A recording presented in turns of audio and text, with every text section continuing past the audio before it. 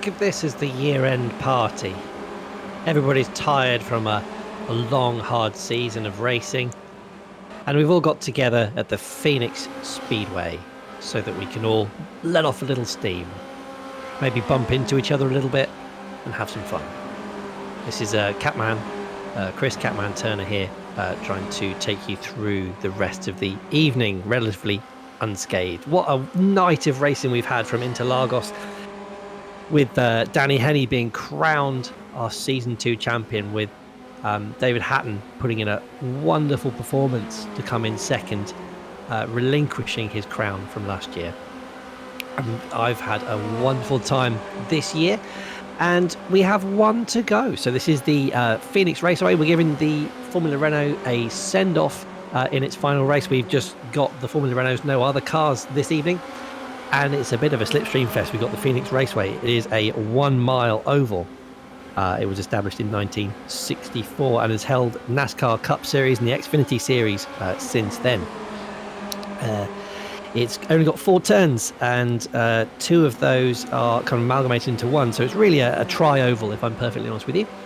And it's going to be a pretty interesting race. We've got damage turned off, so I'm expecting a bit of bump drafting and a bit of spins, a bit of contact. And speaking of contact, let's get in contact with Spanners. Spanners, are you looking forward to this one? No, ovals are terrible. I hear your son's pretty good at them. Well, I might be breaking all sorts of rules here, but I don't want my son to mess with my road license, so I let him do the practice sessions. And then, yes, he jumps on, he does the street stocks on occasion, and he's reasonable at them. Apologies if the iRacing police want to arrest me for that. Go get him out of bed, get him in the seat. So what is nice is that we're all in the same cars, we're all in the same liveries. We have loved these cars, but we've outgrown them, I think, as a series, and we can't wait to move on. This is a very fitting and lovely hurrah. And I have to say, we've turned damage off as well, but we have said that's not a license to deliberately wreck. I'm expecting some bump drafting going on here, Spanners. What's your tactic? Yes, I'd imagine so. And it's there's no braking around here, but the odd lift. And I want to do a downshift, but everyone's telling me no. Oh, downshifts are for losers, man. Full throttle. Drag Molden in here, and he can tell you the justification for picking this. Where is Mr. Molden? I shall try and find him. Are we live? Oh, yeah. So, Mr. Molden, justify yourself, sir.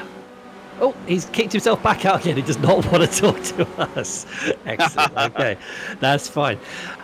Yeah. So, do you know what? I was just saying to the stream what a wonderful year we've had, Spanners, with such close racing.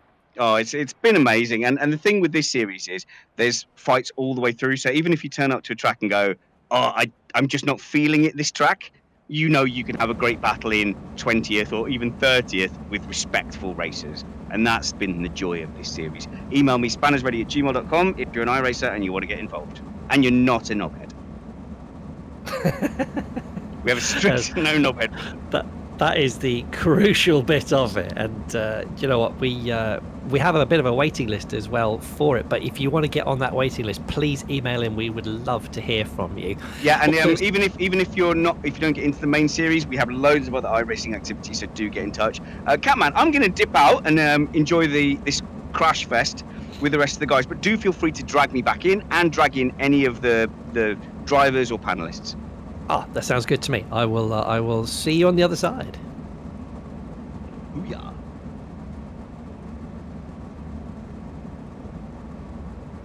So, we are just waiting on the pace car. We are lining up with Kyle Power on the pole position with Dubbertsberger and Boomsma just alongside and behind. Oh, my timing screen has decided to play silly things for me, so who knows whether I'm going to be able to tell you who is where in this session, but that's fine by me. A few whiskies in, it doesn't really matter. So here we are, and the way the pace car goes.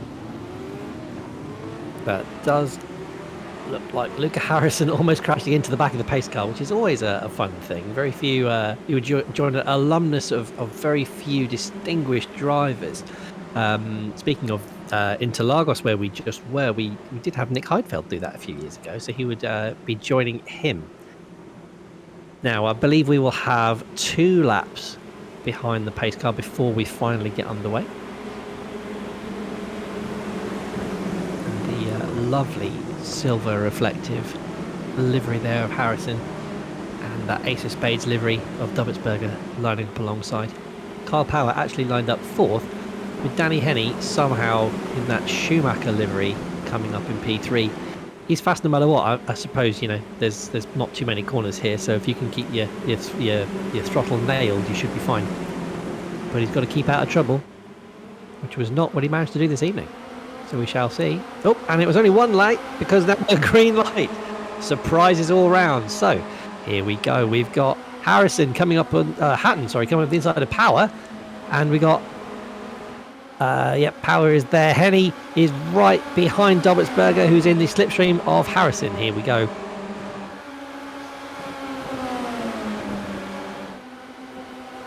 Just hugging that inside line there. It's very close. And Henney gets a good exit, and he's going to go side by side. One to the right and the other as well, really high. That's close to the wall. Dubbetsberger around the outside. But that tighter line just provided a little bit of fruit there. Henney all the way to the inside. There he goes. Just skipping across the grass a little bit. There's been a bit of bumping there. But I think Henney now has the inside line, and that is crucial on this circuit by the looks of things. Oh, and a little bit of a tap on the exit there. Harrison manages to keep it in a straight line. That was a little bit of a squirrely moment for him. And actually, if anything, that's given him a run on Henney. So the bump draft really does work here. And he still, though, manages to keep the high line, and that pays dividends for him as he manages to lock into P1. Hatton now becoming a threat in P4 with Carl Power taking a high line above Boomsma. That is Harrison out, and he's taken a few cars with him. That is the danger of oval racing. So Henney, Dubbetsberger and Power are unscathed from that. We have Miguel Moreland in 5th, who's just been taken by Wingfield. So that took out a couple of key players in that one. And we now got a breakaway group of 3. So we've got Henney, Dubbetsberger and Power. Henney has got a little bit of a poor exit there, which means Dubbetsberger's right up behind him. And so the slipstream plays a big part in this race. Carl Power looking menacing behind Wingfield and Moreland, and now Rosales as well, all side by side for P4. Bit of contact, but that's all fine in this series here. So we got Wingfield now just holding the P4 just in front of the gaggle of cars behind him. Oh, and now they're in the wall. That looks like there's been some carnage, and that is just taken out about half the field by the looks of things. Yes, so Wingfield there, still unscathed with Rosales behind, and Colton Myers and Richard Malden, who is doing remarkably well up in P7 in that wonderfully green snake iguana. Horrible green colour. Sorry, I'm just going to chuck up some of my whiskey after seeing that. So we're going back to the front because it is really close. Henney still managing to hold off Dubbetsberger, but by only less than 0.1 of a second. Dubbetsberger now looking to the inside line. He's going to hug the apron, but Henney with that high line managed to keep up that little bit more momentum. Manages to go back into the racing line down the back straight. Carl Power is tucked in behind, and they're starting to come up on some back markers, so that could make it very interesting at the front. I think we'll stay with that battle as they come through. Dubbetsberger gets a slight squirrel on the exit, which means that Carl Power is now going to try and move the inside. Dubbetsberger, however, has managed to get a good slipstream behind, which has kept him in front.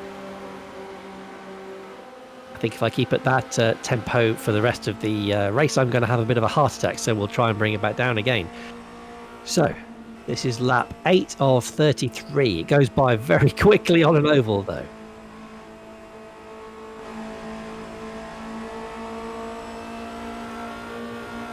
You always get the fast guys surfacing to the front, don't you? No matter what circuit we're looking at. And that was the wonderful thing about the Formula Renault series, is that we had, Watkins Glen was a slipstream fest, and we had Interlagos that was, had a technical section, and of course the wonderful Silverstone.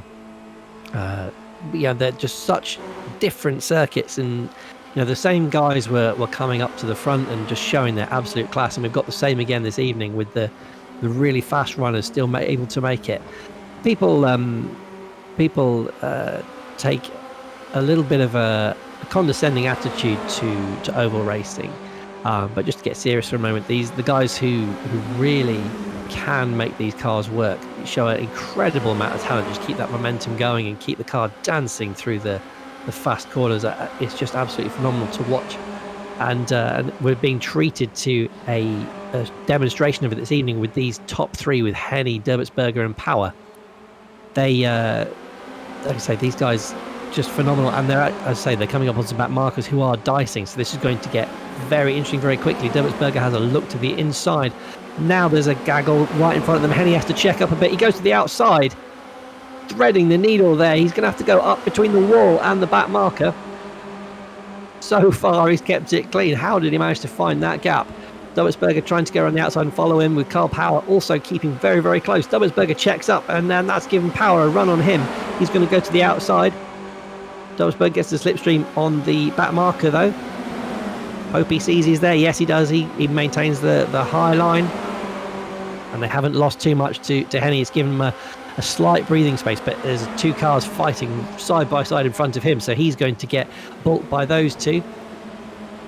And in fact, the back marker goes down on the apron, which meant that he brushed wide a bit and nearly put Henny in the wall, but Henny is just about managed to make it out, and that put Derbitzberger right back in contention again, and Power really sticking his nose right in. There's somebody went in the wall just in front of them, putting a cloud of tyre smoke in front of them, and it's all a bit Days of Thunder out there. You got to head towards the smoke, because the car won't be there by the time you get there.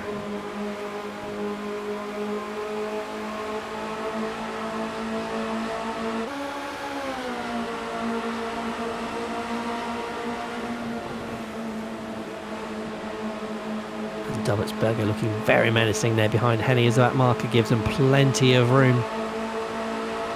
Power's just dropped a car length or two behind. Derbitzberger getting a great slipstream down on the inside. Doesn't quite make it. Henny shuts off that lane. We are now on lap 15 to 33, so nearing half distance. So far, these top three managing to keep it pretty clean. And there is that a competition caution that has been thrown? I think it is. Fantastic. So they're going to back up the pack. So we have Henny, Derbitzberger and Kyle Power. Behind them, I think we have James Wingfield, who's not that far behind. And of course, this is going to really bunch up the field. So I think we should try and get some of the panelists in here and see where we're at. So apparently the competition caution has been thrown out because of debris on the track, which is a very interesting thing, because I thought we didn't have any damage. I wonder where that debris has come from. Maybe some of the beer cans that have been hurled in from the crowd at the trying to derail Danny Henny from winning a further race. We've got Kyle Power in the commentary booth. Kyle, you are having a fantastic race up in P3. This is fascinating to watch. I didn't think I'd get so animated about an oval race, but here we are. Yeah, it's getting pretty freaky up here at the front. It was just starting to get very interesting because we were starting to lap the back markers. Yeah. Up to and hold a consistent line. I've come quite close to clipping Alex ahead a couple of times. But yeah, a sneaky competition caution to spice it up even more. Having loads of... Why not? And what's it like being a flat earther nowadays? You've had to ditch the VR system because you had a bit of an issue. So how is dicing wheel to wheel without much peripheral vision? It's tricky. I'm kind of getting used to it. The problem I've got is I can't sit very close to my TV, so I've zoomed in so much I've got like no peripheral vision, so I've got the blinkers on, so it's quite terrifying, but everyone's in my blind spot. But I'm having a great time. I wouldn't miss this for the world. This is fantastic. We'll enjoy the send-off of the Formula Renault 2s onto the F3s next year, and we look forward to hearing more from you, hopefully on the iRacing podcast and on the main podcast as a panelist. Yeah, thank you very much, and I look forward to it. See you guys later. Cheers, my dears. So, behind the safety car then, like I say, we have Henny, Derbitzberger, Power and Wingfield.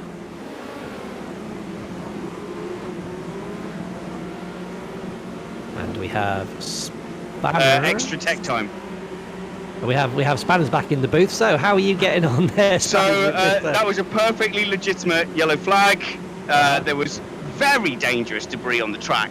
Of course, we're in a race with no damage. Of course, there was debris on the track. We were saying Now, don't bring facts into this. Yeah, facts are overrated. Fake news. It's actually been a really interesting race because I got behind Hatton at some point, and I was like, oh my god, he's actually proper quick, and I've been staying in his tyre tracks and trying to do it properly. There is a skill to this, and it is very scary in VR, even with no damage. Like, it's an incredible experience. No, we're having a great time watching because we've got Henny, Dobertsberger and Power at the front. They've literally been nose to tail the whole time. I bet. And carving through the back markers, it's been fascinating to watch. I was initially intending on taking the piss and dragging them in, but actually I've been too animated watching them. Do drag them all in. We've been having a lot of fun in the Discord chat as well, and actually no one's been like deliberately wrecking. Everyone has taken it in the spirit that it's intended, which has been lovely. No, it's absolutely fantastic, and what a way to send off the season. I wonder how long this competition caution is going to last. The wonderful Mustang pace car at the front is still going. It's saying one to green. One to green. Oh, fantastic! In that case, yeah, as you say that, the lights go out on the top of the car. So enjoy the rest of your race, Spanners. Woohoo! Have a good one.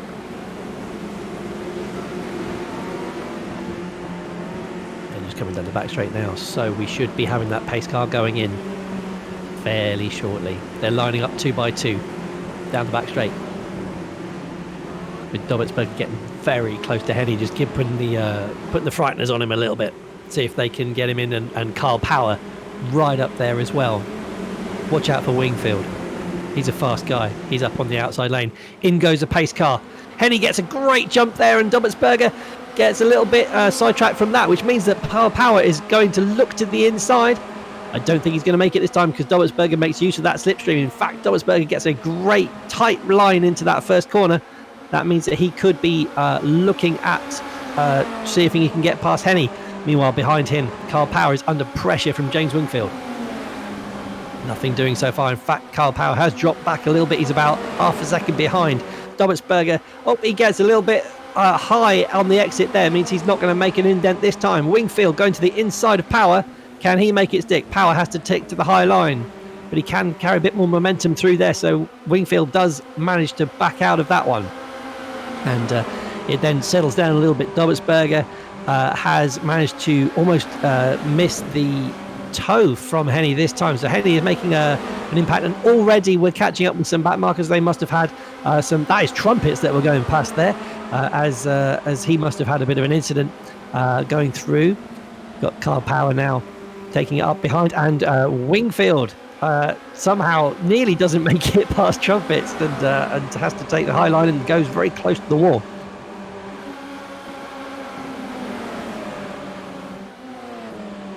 Carl Power again is running right in the slipstream of Dobertsberger.